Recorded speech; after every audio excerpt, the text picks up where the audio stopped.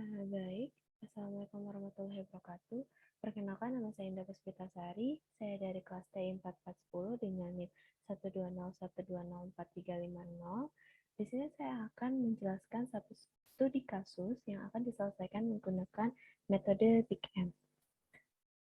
Studi kasusnya adalah Mary baru saja didiagnosa bahwa dia memiliki kanker stadium lanjut yang akan dilakukan radiasi terapi untuk menghancurkan dari setiap sel kankernya. Lalu desain dari terapi radiasi ini adalah untuk menyeleksi kombinasi dari beams apa saja yang akan digunakan dan intensitasnya. Dan berikut merupakan data dari desain terapinya Mary. Ada 4 area, yaitu healthy anatomy, critical tissues, tumor region, dan center of tumor.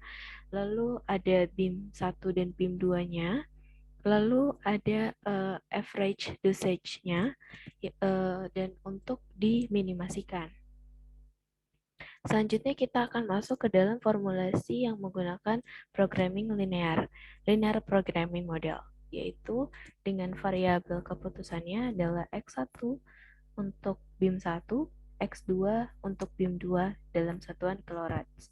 Lalu ada fungsi tujuannya yaitu Z sama dengan 0,4 X1 ditambah 0,5 X2 dengan pembatas yaitu 0,3 X1 ditambah 0,1 X2 kurang dari sama dengan 7. Lalu ada 0,5 X1 ditambah 0,5 X2 sama dengan 6. Lalu 0,6 X1 ditambah 0,4 X2 lebih dari 6. Dan X1 X2 lebih dari sama dengan 0.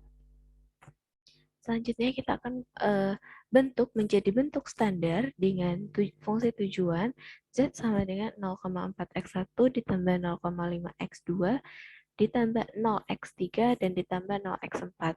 0x3 dan 0x4 ini didapat dari variabel slack atau metode simplex di mana kita harus mengubah pembatas menjadi sama dengan lalu kita tambahkan dengan X3 dan negatif X4, di mana ketentuannya adalah di setiap tanda lebih dari sama dengan, maka tandanya adalah variabel slacknya adalah negatif, dan kurang dari sama dengan tandanya adalah positif.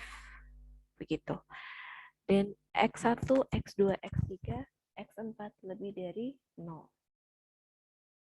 Selanjutnya, kita akan masuk ke bentuk kanonik dan di sini terdapat M.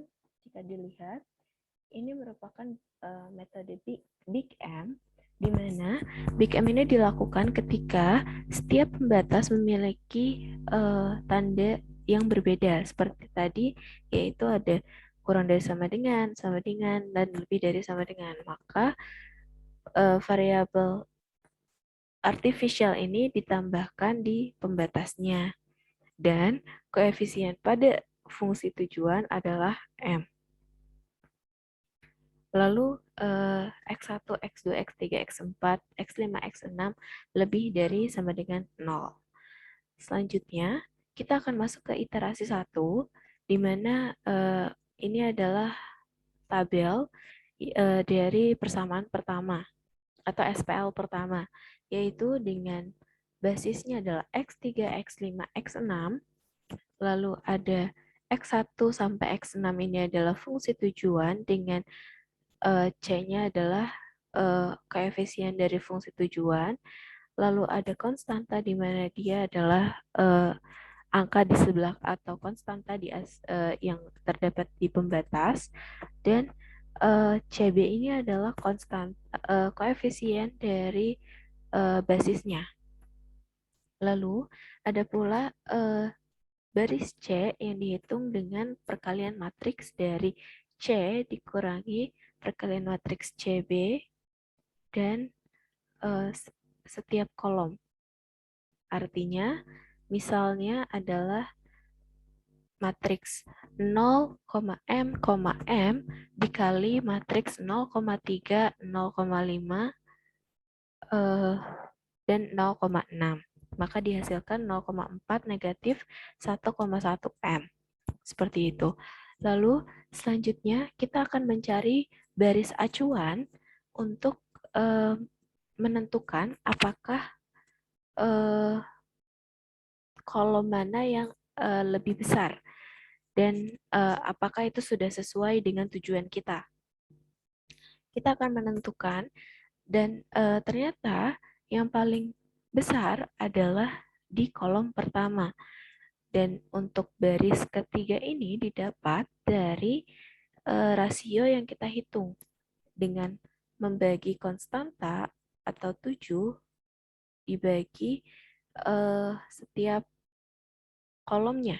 Misalnya 7 dibagi 0,3, lalu ada 6 dibagi 0,5, lalu ada 6 dibagi 0,6. Maka akan dihasilkan sama dengan 0,1 di mana ini merupakan baris terkecil atau rasio terkecil dari 3 rasio ini. Maka baris acuannya adalah kolom pertama dengan baris ketiga. Kolom ini akan digunakan untuk acuan OBE kita. Maka untuk OBE kita harus menentukan bahwa baris acuan ini adalah 1. Maka 0,6 ini harus menjadi 1 dengan 1 dibagi 0,6 B3. Lalu kita akan sama dengan 1. Lalu kita akan menghitung kolom yang lainnya dengan menghasilkan 0. Maka kita akan menghitung dengan 0,5 B3 ditambah B2 dan negatif 0,3 B3 ditambah B1. Maka akan menghasilkan angka 0 dan 0. Begitu. Selanjutnya, hasil dari OBE tadi akan dimasukkan ke dalam iterasi kedua. Dalam iterasi kedua ini, kita juga akan menentukan kolom dan baris mana yang akan kita jadikan 1. Seperti itu. Selanjutnya, kita menentukan seperti biasa, seperti tadi, baris C ini dengan perkalian matriks, maka dihasilkan baris acuannya adalah di kolom keempat. Artinya, kita akan terus mencari fungsi tujuan kita atau OBE yang akan kita cari itu dengan alasan karena baris C ini masih ada yang negatif. Karena M ini adalah bilangan yang sangat besar sehingga akan menghasilkan bilangan yang negatif. Lalu kita akan menghitung rasio juga. Setelah menghitung rasio, misalnya baris ketiga ini adalah yang terkecil, namun kita tidak akan bisa pakai lagi karena baris ketiga ini sudah dipakai di iterasi pertama, sehingga kita harus menggunakan iterasi rasio kedua. Nah, setelah itu kita akan menghitung atau menjadikan 0,83 ini menjadi 1 dengan 1 dibagi 0,83 B2, lalu kolom yang lainnya 0. Berarti negatif 0,5 B2 ditambah B1 dan 1,67 B2 ditambah B3. Maka akan dihasilkan seperti berikut. Setelah kita melakukan perhitungan dengan OBE, maka jika hasil C ini tidak ada yang negatif, maka perhitungan kita sudah selesai. Artinya, X1, X2, dan Z kita itu sudah benar. Lalu,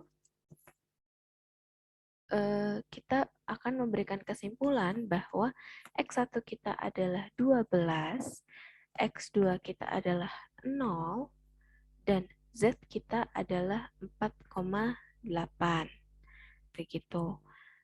Maka kesimpulannya adalah BIM 1 ada 12 kilorad dan BIM 2 ada 0, kilorad dan healthy anatomy atau Z-nya adalah 4,8 kilorad. Begitu metode yang digunakan untuk studi kasus Mary ini. Sekian dari saya. Wassalamualaikum warahmatullahi wabarakatuh.